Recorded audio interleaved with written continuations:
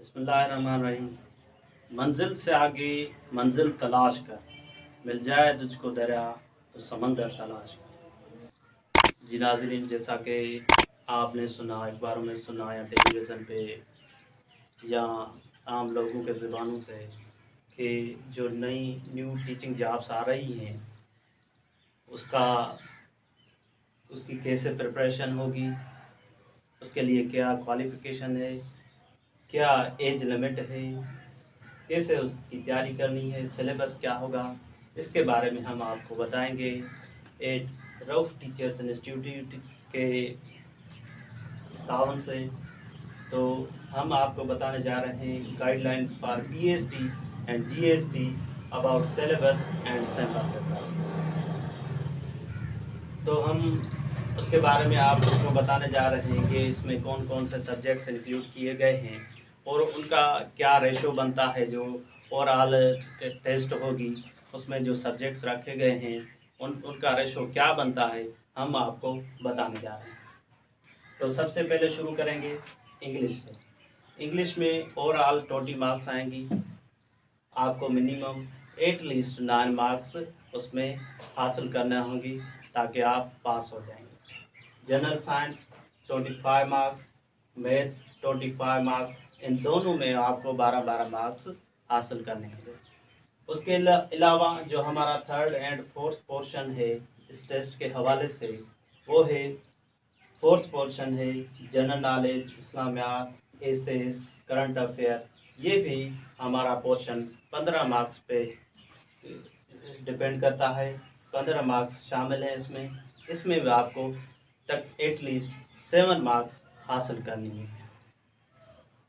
Mother tongue हम इसे कहते हैं, जो उर्दू स्पीकर हैं या सिंधी स्पीकर हैं, इन दोनों के लिए जो सिंधी स्पीकर हैं वो सिंधी में क्वेश्चन आप करेंगे और जो उर्दू स्पीकर हैं वो उर्दू में पेपर अटेम्प्ट करेंगे। और इसकी भी टोटल 15 मार्क्स हैं और इसमें आपको एटलीस्ट 7 मार्क्स पेपर में पास होने के लिए हासिल करने हैं। उसके अलावा जो आपको ओवरऑल एटलीस्ट 55 मार्क्स हासिल करनी होंगी टेस्ट में पास होने के लिए, जिसके बुनियाद पर आप इस लायक हो जाएंगे कि आपने टेस्ट क्वालिफाइड है। अब हम आते हैं कि उसके बाद आपको जो आएंगी जॉब्स आएंगी उसमें अप्लाई कैसे किया जाए। जो एप्लीकेशन का तो तरीक़ेकार है वो टोटल ऑनलाइन है। फर्स्ट ऑफ ऑल आपको जो डॉक्यूमेंट्स हैं वो स्कैन कराने होंगे। ये नीचे दिए गए डॉक्यूमेंट्स ये आपको ज़रूरी स्कैन कराने हैं। CNIC, computer national identity card, matric पक्का सर्टिफिकेट, लास्ट डिग्री जो भी आपने की है, MA की है, बैचलर की है, कोई भी डिग्री की है आपने, और उसके अलावा PRC परमानेंट रेजिडेंट सर्टिफिकेट और फॉर्म D जो किसी जॉब के लिए ज़रूरी होता है। ये डॉक्यूमेंट्स आपको स्कैन करने होंगे। उसके बाद जो अप्लाई होगा वो ऑनलाइन होगा। कोई भी आपको डॉक्यूमेंट्स वगैरह नहीं भेजने पड़ेंगी। ये टोटली जो प्रोसेस है वो कंप्यूटराइज्ड प्रोसेस है। आपको उस वक्त ही मैसेज आ जाएगा जब आप अप्लाई कर चुके होंगे, तो आपको मैसेज आ जाएगा कि you have successfully applied for this and this post. अच्छा, इन दोनों पोस्टों के लिए क्वालिफिकेशन क्या है?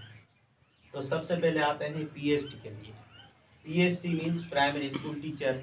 इसके लिए जो क्वालिफिकेशन रखी है गवर्नमेंट ने वो रखी है intermediate in second class. Second class का मतलब होता है कि आपकी मिनिमम 45% होनी चाहिए। 45% ऑफ टोटल मार्क्स आपकी होनी चाहिए। और इस पे आते हैं JEST, junior elementary school teacher. इसमें आपकी जो क्वालिफिकेशन रखी गई है वो रखी गई है ग्रेजुएशन में सेकंड क्लास मीन्स आपकी जो तकरीबन 45% बनती है, जो भी मार्क्स होती हैं उसमें जो 45% मार्क्स बनते हैं आप एलिजिबल हैं। अगर इससे कम हैं तो आप एलिजिबल नहीं हैं। मेरे ख्याल से काफ़ी दोस्त ऐसे हैं जिनके ये नंबर आ जाते हैं। थोड़े स्टार्ट कर सर। अच्छा, जो इसमें बाकी एज रहती है, कितनी एज होनी चाहिए, वो है तकरीबन 30 ईयर्स। जो गवर्नमेंट के स्टार वगैरह में आएगी 30 years plus 15 years age relaxation, means 30 plus 15, ये टोटल ओवरऑल बनती है 45 ईयर। मतलब कि जो भी बंदा ये क्वालिफिकेशन रखता है और उसकी एज बिलो 45 है तो वो इन दोनों पोस्ट के लिए एलिजिबल है, अप्लाई कर सकता है, कर सकता है। और उसके तैयारी के लिए भी आजकल तो इंटरनेट और मोबाइल की बहुत सारी सहूलियात हैं, ऑनलाइन लेक्चर्स वगैरह दिए जाते हैं। Rough Teacher Institute is also going to provide such a facility to its aspirants who are preparing for PhD and JST test. Inshallah, we will soon start online training session in which you can participate. तो उसकी इंशाल्लाह registration होगी। इस Monday से registration start करेंगे और तकरीबन 5 या 10 तारीख को उसके रेगुलर क्लासेस होंगे। तो ये जो सिलेबस है, इस हवाले से हमने एक कोर्स सेटअप किया है क्लास 4 से तकरीबन 8 तक। अब तकरीबन ज़्यादा से दोस्त जो हैं वो सवाल पूछ रहे हैं कि ये भाई जो है तकरीबन मैट्रिक तक सिलेबस है, तो मैं उनको बताता चलूँ कि जो मैट्रिक और 9th का कोर्स है वो तकरीबन 30 सालों से अपडेट नहीं हुआ। बाकी जो क्लास 4 से 8 तक है वो तकरीबन हर 2, 4, 5 साल के बाद अपडेट होता गया है। आज अगर आप क्लास 8 की साइंस उठा के देखेंगे तो आपको वो सारी चीज़ें मिल जाएंगी। क्लास 7 और 8 में तमाम चीज़ें वो मिल जाएंगी जो आपको फर्स्ट ईयर इंटर में भी पढ़ाई जाती है। तो इसका मतलब है कि ओवरऑल कोर्स अगर आप देखें तो आपका तकरीबन मिडिल लेवल, एलिमेंट्री लेवल तक आपका अच्छे तरीके से कवर हो जाएगा। अच्छा, इनके अलावा जो ये सारे सब्जेक्ट्स हैं, इन सारे सब्जेक्ट्स के हमने नोट्स भी बना लिए हैं। ये नोट्स तकरीबन जो प्रीवियस टेस्ट हैं या जो आईबी का तकरीबन सिलेबस है, आईबी के वे ऑफ टेस्टिंग है, उस हवाले से हमने नोट्स बना लिए हैं इन सारे सब्जेक्ट्स के। और ख़ास तौर पर ये जो इंक्लूड किया गया है एमटी मदर टंग उर्दू और सिंधी, इसका तकरीबन जो ग्रामर है वो भी हमने नोट्स में ऐड किया है। हम इंशाल्लाह आपको नोट्स भी प्रोवाइड करेंगे। आपको एक और बात बताता चलूँ कि ये जो एज फैक्टर है, जो भी 45 तक आ जाते हैं, कोई तालीम वगैरह छोड़ी है तो उनको काफ़ी सारा टाइम है, तकरीबन 6-7 महीने तो लग जाएंगे, आराम से लग जाएंगे। तो उनके लिए सजेशन ये है कि आप थोड़ी सी मेहनत करें। एटलीस्ट आप 6-7 मंथ तो अपनी ज़िंदगी के लिए निकाल सकते हैं। जॉब एक बड़ा मसला है, 6-7 महीना कोई इतना मसला नहीं है। आप थोड़ी सी कुर्बानी दें, आपकी तैयारी हो जाएगी। इंग्लिश में कहते हैं हार्ड वर्क बीट्स टैलेंट।